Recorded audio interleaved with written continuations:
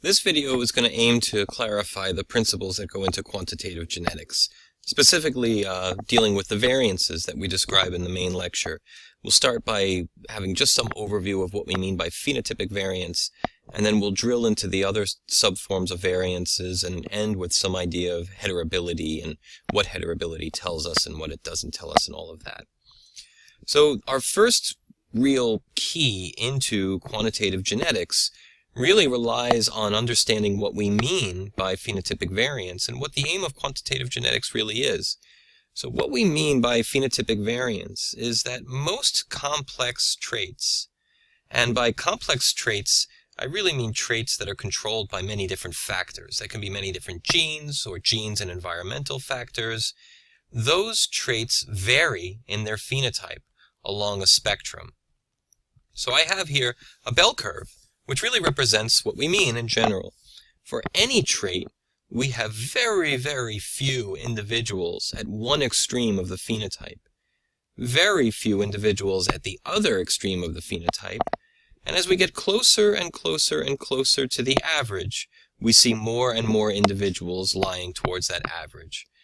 This gets to traditional statistics ideas such as standard deviations from the mean and all of that, but most complex multifactorial traits, most traits that are responding to multiple factors, such as multiple genes, follow this general idea. And although I use the example in the lecture, and I hate to reuse an example, I really think that height in humans is the perfect example of such a trait, because there is the smallest person who ever lived on record, and there is the tallest person who ever lived on record. But those single smallest and single tallest people, they represent by definition the ends of the spectrum, the absolute extremes. And now we can have short people, very short people, but they're not entirely rare. We know short people. And we can have tall people, the kind of people where we look on the street and say, my goodness, look how tall that guy is. I mean, that's not extremely rare, that's possible. But we expect to see, and indeed our personal experience is that most individuals lie close to the average height. That's why we think of it as the average height. It is the height most commonly seen. All of this spectrum, however, all of this variation from one extreme of a phenotype to the other is what we mean by the phenotypic variance. The phenotypic variance can be thought of as how a single trait and all of the quantitative phenotypes of that trait vary across a spectrum from one extreme to the other. The phenotypic variance is how much we are different from one another for a particular trait. Now, quantitative genetics aims to explain that variance. Quantitative genetics aims to measure, understand, and explain what it is that makes us different for a particular phenotype, for a particular trait.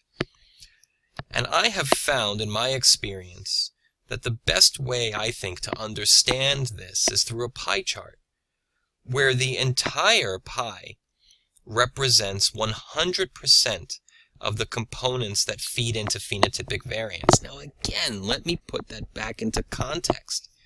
What I mean by that is that the entirety of this pie chart explains 100% of why individuals are different from each other across an entire spectrum for a particular trait. When we are done filling in this pie chart, we will have an example, perhaps, of all of the different things, all of the different differences that exist between individuals to explain the differences we see in their height. So let's consider the first wedge of this pie chart. What is one way you can think of that would explain why people differ in their height? I'm hoping some of you said first, well, the environment. Environmental effects can indeed lead to differences in height. Malnutrition can cause someone to grow quite short. An abundance of nutrition can allow a person to reach the full potential of their height. So changes in an individual's environment can be responsible for differences in individuals' height. Better nutrition, more vitamins, better food can allow someone to grow taller. worse nutrition, worse food, less vitamins can force a person to grow shorter. So the environment plays a role in the differences we see between people for this trait. And that variation in environment explains a piece of the variations we see across individuals for their phenotypes. And we call those variations in environment the environmental variance. Now we can give this environmental variance an arbitrary number, such as 0.15.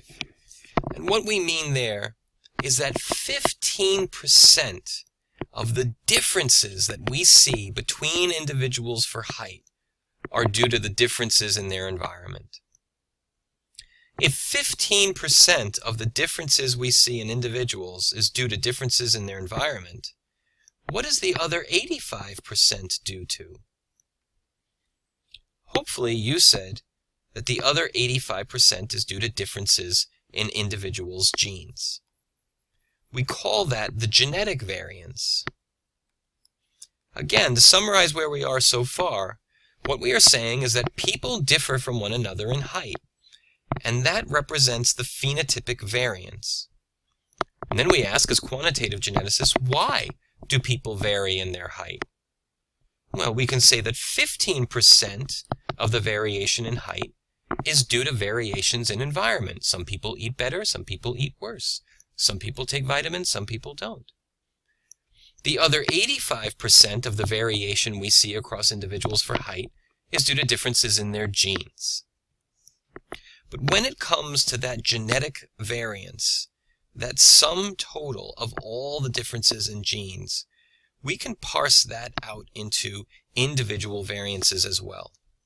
We can break the genetic variance up into 3 different categories. And those different categories represent the different gene classes we already know of. The first gene class is the traditional Mendelian class.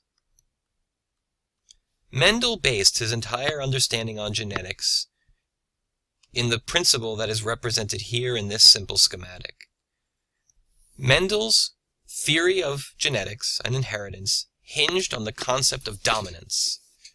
Mendel said that any individual with no dominant alleles will have a phenotype of one type. As soon as a dominant allele was introduced, that phenotype would switch to the dominant phenotype. From that point on, it did not matter how many dominant alleles there were. In other words, Mendelian genetics states that whether you are homozygotic dominant or heterozygotic, you will have the same exact phenotype. The only difference in phenotype comes from being recessive. That's Mendelian genetics. And again, it hinges on the concept of dominance. So genes that behave in this way can affect the genetic variance that we see for a particular trait. And we refer to that variance as dominance genetic variance, where again, that term dominance reminds us that we're dealing with Mendelian genes, which hinge on dominance. So again, the dominant genetic variance of a trait is the component of that trait that is due to genes that behave in a Mendelian way. If we gave the dominant genetic variance a value of 0.2, what we are saying is that 20% of the cause for why individuals differ in their phenotype for a particular trait is due to differences in genes that behave in a Mendelian way. The second class of genes that we're aware of are genes where, yes, the dominant, homozygous dominant, and heterozygous genotypes behave differently than the recessive genotype. But we can't predict anything about those genes unless we know something about the gene that is controlling them. And that key point where we're talking about gene control should remind you very quickly of epistasis. Epistatic genes are not Mendelian genes. They do not behave in the same Mendelian fashion. We cannot predict the phenotype of epistatic genes by knowing the genotype alone. We need to know something about the relationship and the control of one gene to another. So epistatic genes and their effect on the phenotypic variance need to be considered separately.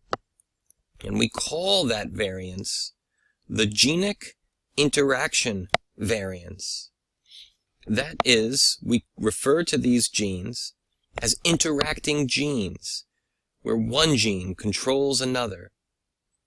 And the genic interaction variance in this example, we can say is 0.35. What that number tells us is that 35% of the reason for why different individuals differ from one another for a particular trait and a particular phenotype is due to differences they have in their epistatic genes. The last class of genes that we really didn't touch on until this lecture are genes that behave in a unique way. These are genes where the phenotype of the homozygous recessive individual is the least abundant or least robust, the least extreme of the phenotypes possible. The presence of one dominant allele grants some of the dominant phenotype, and the presence of two dominant alleles grants even more of that dominant phenotype. Again, if we think of height, the homozygous recessive individual would be the shortest, the heterozygote would be taller, and the homozygote dominant would be taller still. It's almost as if the effect of the dominant allele sums up across the genotype. Because of this idea of the allele effects summing up, we refer to genes of this type as additive genes. And they make up the last class of the phenotypic variance quantitative genetic story. The additive genetic variance is the proportion of the phenotypic variance due to differences in genes that behave in this additive way. While I've been making these numbers up all along, I can fill in the additive variance with a great deal of certainty. In this example, the additive genetic variance would be 0.3, because it completes our pie chart. If you remember when I started this review video, I said that we are trying to explain 100% of the phenotypic variance. We're trying to account for all of the factors that cause people to be different in their height across the entire spectrum of that phenotype. And what we have done in this example is said that 15% of those differences are due to differences in individuals' environments. 20% of those differences in height are due to differences in the genes of people that behave in a Mendelian way. 35% of the differences we see in height are due to differences that individuals have in their epistatic genes, and 30% of the differences we see for that phenotype are due to differences that individuals have in the genes that behave additively. Taken together, we have explained 100% of the phenotypic variance in this example. If we add up each of these individual components, we'll see that it totals 1. And again, if we go back to the idea of overall genetic variance that we started with before, we had said that the genetic variance in this case would be 0.85. And indeed, if we take the 30% of the additive genes, the 35% of the epistatic genes, and the 20% of the Mendelian genes, we see that all of the genetic components together total 85% or 0.85. We'll end this video by distinguishing between two types of heritability, broad sense and narrow sense. Quantitative genetics arose, at least in part, due to breeding programs and artificial selection. Farmers wanting fatter chickens and more milk-producing cows, people that grow crops wanting higher yielding crops, more drought-tolerant crops. And what all of these individuals have in common is that they appreciate the value of and often engage in breeding programs. Breeding programs are artificial selection programs where desirable traits are bred for or selected for, and undesirable traits are bred out or selected against. So imagine the simplest case. Imagine a scenario where for a trait, the environmental variance was 0.9. What does that value mean? Well, that means that 90% of the phenotypic variance, that is 90% of the differences we see between individuals for a trait, is due to differences in their environment. If we use the example of egg laying in chickens, if egg laying had an environmental variance of 0.9, there would be no need to breed for egg-laying traits. If you wanted all of your chickens to lay a lot of eggs, and the environmental variance was 0.9, you, as a farmer, you should pay attention to where are the high egg-laying chickens sleeping. Get all of your chickens to sleep there. What feed are the high egg-laying chickens eating? Feed that feed to all of your chickens.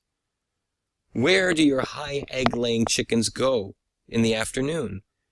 Roust all of your chickens to that area. In other words, if the environmental variance is 0.9, that means 90% of the differences you see in your chickens are due to environmental differences.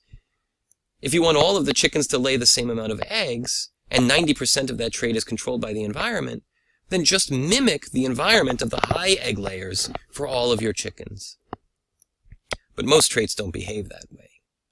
Most traits have a strong genetic component.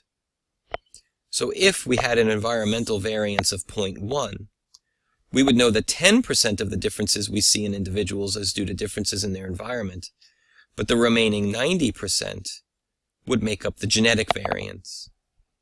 And there, if we want to breed a desirable trait, we have to literally go to breeding programs to do it. When we are taking a broad perspective on breeding programs, we call that a broad sense heritability. We look at all of the genetic factors for a trait. We look at the dominant genetic variance, the genic interaction variance, and the additive genetic variance. The broad sense heritability takes the broadest look at a gene's control. Now, you can probably appreciate the fact that from a breeder's perspective, some of these genes are easier to track than others.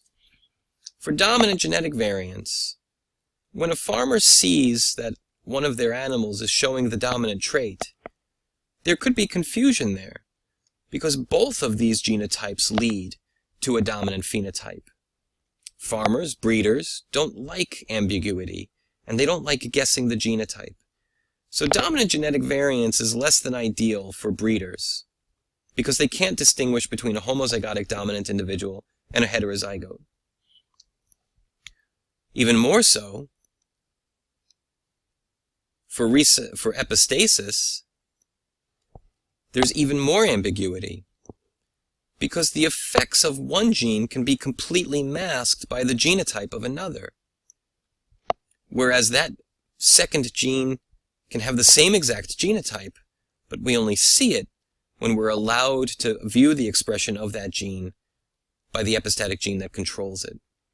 Epistatic genes lead to a great deal of confusion in breeding programs because epistatic genes can often be masked, making it impossible to see the genotype in the livestock or the plants that you're trying to raise.